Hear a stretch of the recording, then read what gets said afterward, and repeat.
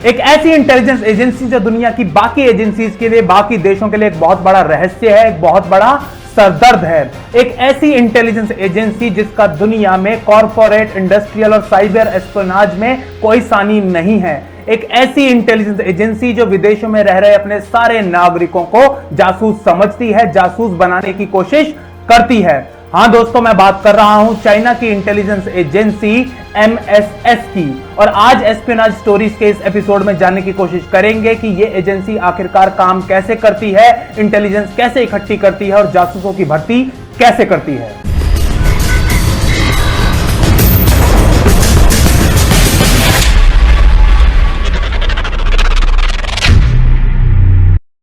आज का एपिसोड आधारित है R&AW के पूर्व चीफ विक्रम सूद की किताब द अनएंडिंग गेम और अमेरिका की डिफेंस इंटेलिजेंस एजेंसी में काम कर चुके निकोलस एफ्टिमाइडस की किताब चाइनीज इंटेलिजेंस ऑपरेशंस पर। कोसोवो युद्ध के दौरान 27 मार्च 1999 को एक सर्बियन मिसाइल अमेरिका के नायाब माने जाने वाले stealth fighter plane F-117 night hawk को शूट डाउन कर देती है और यह प्लेन कुछ खेतों में क्रैश हो जाता है। क्रैश साइट पर सबसे पहले पहुंचने वाले लोगों में कुछ चाइनीज एजेंट्स होते हैं जो उस क्रैश साइट को खाली करवा के वहां से लोगों को हटा के पूरी तरह अपने कंट्रोल में ले लेते हैं। वो आसपास के गांव में रहने वाले किसानों की मदद से इस क्रैश हुए प्लेन के सारे पुर्जे और मलबे को इकट्ठा करके अपने साथ ले जाते हैं। कट टू 2011 कहानी अब सीधा 2 साल आगे 2011 में चली जाती है। उस वक्त के अमेरिका के डिफेंस सेक्रेटरी लियोन पैनेटा की बीजिंग यात्रा से कुछ दिन पहले चाइनीज मीडिया में यह खबर आनी शुरू होती है कि चाइनीज एयरफोर्स ने अपना पहला स्टेल्थ एयरक्राफ्ट जिसका नाम J-20 है उसका प्रोटोटाइप तैयार कर लिया है और इस प्रोटोटाइप की फोटोज भी चाइनीज मीडिया में दिखाई जाती हैं। कुछ दिनों में यह बात साफ हो जाती है कि यह J-20 स्टेल्थ एयरक्राफ्ट उसी मलबे से बना है, उसी F-117 नाइट हॉक के मलबे और क्षतिग्रस्त पुर्जों से बना है जो 2 साल पहले खेतों में क्रैश हुआ था। आज तक चाइनीज इंटेलिजेंस एजेंसीज को बहुत ही हल्के में लेने वाले अमेरिका को चाइना ने यह झटका बहुत ही प्यार से और बहुत ही सोची समझी टाइमिंग के साथ दिया था। असल में चाइनीज इंटेलिजेंस एजेंसीज ने अमेरिका को बताया था कि we have arrived. Ministry of state security MSS ये नाम है चाइना की फॉरेन इंटेलिजेंस एजेंसी का और इसके काम करने के तरीके, इसके ऑपरेशंस और मेथड्स दुनिया के लिए एक बहुत बड़ा रहस्य हैं। खासतौर पे वेस्टर्न ब्लॉक के लिए ये तरीके काफी नए तरीके हैं, लेकिन खुद चीन के लिए ये तरीके काफी पुराने हैं, 5वीं सदी के तरीके हैं। सुन त्सु की किताब द आर्ट ऑफ वॉर, जिसको कि मिलिट्री मैनुअल भी कहा जाता है, उसमें जो तरीके लिखे हुए हैं जासूसी करने के, इंटेलिजेंस इकट्ठी करने के, जासूसों को भर्ती करने के, उन्हीं तरीकों को आज की डेट में MSS इस्तेमाल करती है। 1976 से पहले के माओइस्ट चीन में इंटेलिजेंस का सारा ध्यान सिर्फ और सिर्फ आंतरिक शत्रुओं पर होता था। उस वक्त की चाइनीज इंटेलिजेंस एजेंसीज की सारी प्राथमिकता, सारा ध्यान केंद्रित होता था चाइनीज कम्युनिस्ट पार्टी को सुरक्षा प्रदान करने में और ज्यादा मजबूत बनाने में। बाहर की दुनिया उस वक्त की चाइनीज इंटेलिजेंस की पहली प्राथमिकता नहीं होती थी, लेकिन 1976 में माओ की मृत्यु के बाद 1978 में डेंग जाओपिंग आर्थिक सुधार की पॉलिसीज लेकर आती हैं और यहां से चाइनीज इंटेलिजेंस की भी प्राथमिकताएं बदलनी शुरू हो जाती हैं। अब चाइनीज इंटेलिजेंस के लिए दुनिया, खासतौर पर जो पश्चिमी दुनिया है, डेवलप्ड वेस्टर्न वर्ल्ड है, उसको जानना और समझना बेहद महत्वपूर्ण हो जाता है। अब ये एजेंसीज अपना सारा ध्यान केंद्रित करती हैं पश्चिमी देशों के काम करने के तरीकों को समझने में और इनकी प्राथमिकता हो जाती है चीन का तेजी से आर्थिक विकास करवाना। चीन को बहुत जल्द ही यह समझ में आ जाता है कि अमेरिका युद्ध में एडवांस टेक्नोलॉजी और इंफॉर्मेशन सिस्टम्स पर बहुत ज्यादा निर्भर करता है और यही चीज अमेरिका की ताकत होने के साथ साथ एक बहुत बड़ी कमजोरी भी बन सकती है। अब चाइना इस टेक्नोलॉजी को हासिल करने के लिए, चुराने के लिए, हैक करने के लिए अपनी क्षमता को लगातार विकसित करने का निर्णय लेता है। अब चीन अमेरिका से वो सारी टेक्नोलॉजी साम दाम दंड भेद के जरिए हासिल करने का निर्णय लेता है। वो टेक्नोलॉजी जो अमेरिका खुद चाइना को बेच भी नहीं रहा था और दूसरे देशों से खरीदने भी नहीं दे रहा था, उस टेक्नोलॉजी को किसी भी तरह से हासिल करने के लिए चाइनीज इंटेलिजेंस एजेंसीज जुट जाती हैं। अब चाइना दुनिया के मानचित्र पे एक नया खिलाड़ी बनने जा रहा था। पिछले कुछ सालों में चाइनीज इंटेलिजेंस एजेंसीज ने अमेरिका से मिलिट्री और टेक्नोलॉजिकल सीक्रेट चुराने में बहुत बड़ी बड़ी सफलताएं हासिल की हैं, लेकिन यह सवाल उठता है कैसे? चाइनीज इंटेलिजेंस एजेंसीज भी दुनिया की बाकी एजेंसीज की तरह ही काम करती हैं, लेकिन बहुत ही रहस्यमय तरीके से। ये भी विदेशी धरती पर होने वाले एस्पियोनाज मिशंस के लिए डिप्लोमेटिक कवर, कल्चरल अटाशे, डिफेंस अटाशे और जर्नलिस्ट का, पत्रकारों का इस्तेमाल करती हैं। लेकिन अंतर यह होता है कि ये पत्रकार चाइनीज एम्बेसी के पेरोल पर होते हैं, चाइनीज सरकार के कर्मचारी होते हैं। चाइनीज इंटेलिजेंस एजेंसी एमएसएस दूसरे देशों की संस्थाओं को इन्फिल्ट्रेट करके उनके अंदर मोल्स प्लांट करने के लिए एक्सपर्ट मानी जाती है, और इस काम के लिए वो ज्यादातर विदेशों में रह रहे चाइनीज स्कॉलर्स, प्रोफेसर्स और रिसर्चर्स का इस्तेमाल करती है। कई बार इन लोगों को यह बात मालूम होती है कि एमएसएस उनका इस्तेमाल कर रही है जासूसी के लिए, और कई बार उनको यह बात मालूम नहीं होती। एमएसएस दुनिया भर में कई सारे बड़े बड़े थिंक टैंक्स भी चलाती है और इनका इस्तेमाल जासूसी करने के लिए कवर के रूप में करती है। 2016 तक एमएसएस के हेड रहे गेंग हुई चैंग एमएसएस में आने से पहले चाइना के सबसे पावरफुल और influential think tank China institute of strategic studies के प्रेसिडेंट रह चुके थे। Chinese academy of social sciences का एक रिसर्चर टोक्यो में स्थित चाइनीज एम्बेसी में काम कर रहा था और टोक्यो के बड़े बड़े शिक्षा संस्थानों और कंपनियों के साथ काम करता रहता था। लेकिन कुछ समय बाद पता चला कि वो असल में एक मिलिट्री इंटेलिजेंस का ऑफिसर है। एमएसएस आए दिन चीन के रेड लाइट एरियाज और बार्स के ऊपर छापा मारती रहती है और इसको तलाश होती है विदेशी व्यापारियों की, खासतौर पर ताइवानी व्यापारियों की।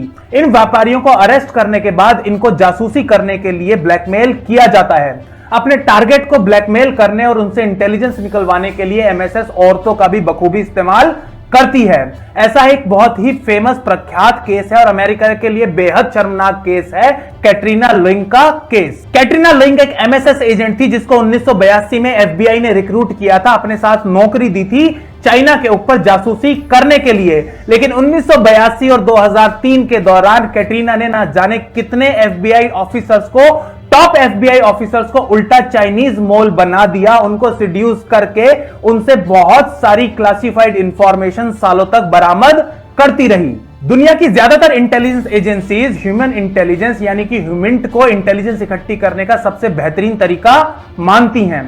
इसके लिए इंटेलिजेंस ऑफिसर्स दिन रात अपने सोर्सेज की तलाश में रहते हैं और बहुत ज्यादा टाइम स्पेंड करने के बाद, बहुत सोच समझने के बाद ही किसी व्यक्ति को सोर्स, एजेंट या एसेट के तौर पर रिक्रूट करते हैं।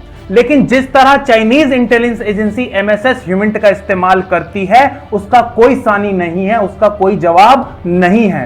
एमएसएस ह्यूमिंट के लिए विदेशों में रह रहे अपने नागरिकों का इस्तेमाल करती है, और जब मैं कह रहा हूं विदेशों में रह रहे नागरिक, तो हर वो आदमी जो विदेश में रह रहा है और चाइनीज है, एमएसएस उसका इस्तेमाल करने की कोशिश करती है। विदेशों में रह रहे Chinese students, engineers, doctors, scholars, professors, businessman, सबका इस्तेमाल किया जाता है और उनको प्रोत्साहित किया जाता है हर प्रकार की इंफॉर्मेशन को चाइनीज गवर्नमेंट के साथ शेयर करने के लिए। साल 2000 में आई अमेरिकन गवर्नमेंट की इंटेलिजेंस थ्रेट हैंडबुक के अनुसार एमएसएस अमेरिका में रहने वाली चाइनीज अमेरिकन कम्युनिटी को इंटेलिजेंस कलेक्शन के लिए टारगेट कर रही है और इसमें काफी हद तक सफल भी हो रही है। अपनी किताब चाइनीज इंटेलिजेंस ऑपरेशंस में निकोलस एफ्टिमाइडस काफी विस्तार से बताते हैं कि कैसे एक सामान्य से चीनी छात्र को जासूस बनाया जाता है। अमेरिका आने से पहले हर चीनी छात्र की मुलाकात एमएसएस के ऑफिसर्स और चाइनीज कम्युनिस्ट पार्टी के प्रतिनिधियों के साथ कराई जाती है, जिसके बाद ही एमएसएस के ऑफिसर्स इन छात्रों को अपनी शरण में ले लेते हैं और इनके हैंडलर्स बन जाते हैं।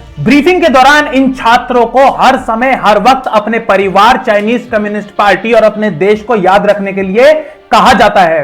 विदेश जाने के बाद इन छात्रों को पढ़ाई में अच्छा परफॉर्म करने के लिए, अच्छे से अच्छे नंबर लाने के लिए और जितना हो सके उच्च स्तरीय संपर्क यानी कि हाई लेवल कॉन्टेक्ट्स बनाने के लिए लगातार प्रोत्साहित किया जाता है। इसके बाद कम्युनिस्ट पार्टी और एमएसएस के ये हैंडलर्स विदेशों में अपने छात्रों के साथ लगातार संपर्क बनाकर रखते हैं और इनके ऊपर नजर रखी जाती है।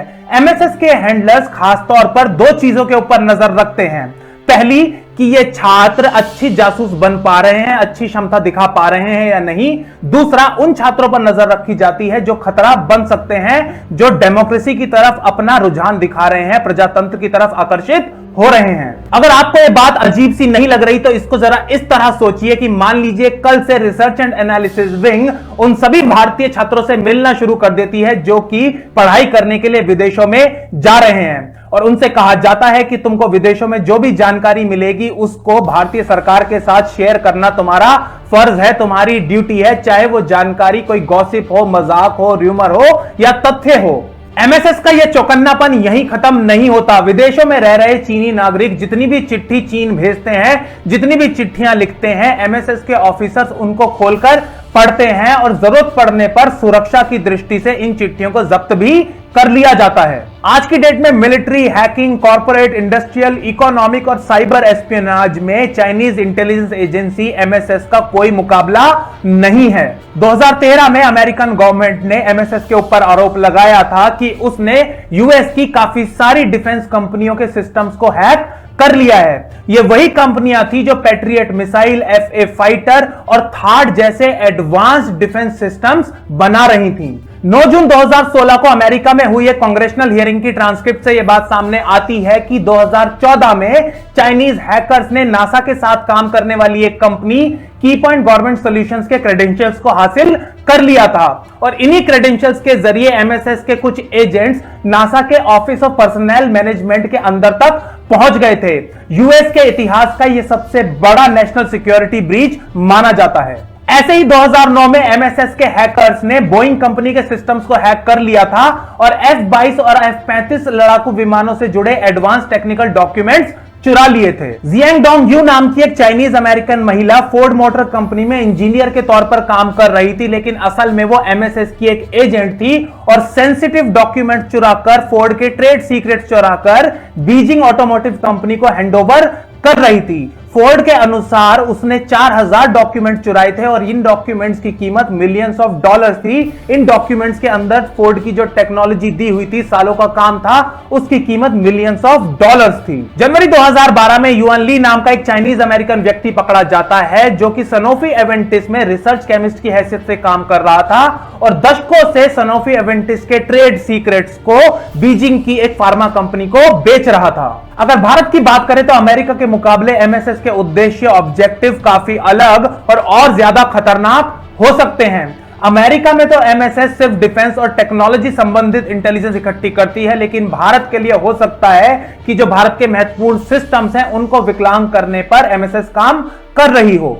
जब भी किसी भारतीय सिस्टम या वेबसाइट के ऊपर किसी भी प्रकार का आक्रमण होता है, साइबर अटैक होता है, तो इसको चीन द्वारा भारत की कमजोरियां भांपने की प्रैक्टिस समझा जाना चाहिए। ऐसे किसी भी अटैक को भारत सरकार को पूरी गंभीरता से लेना चाहिए और पूरी तैयारी करने के बाद पर्याप्त रिस्पांस देना चाहिए। अगर आपको वीडियो पसंद आया है तो इसे लाइक कीजिए, शेयर कीजिए, चैनल को सब्सक्राइब कीजिए। जल्दी मिलेंगे एस्पियोनाज स्टोरीज के अगले एपिसोड में। जय मां भारती, जय हिंद।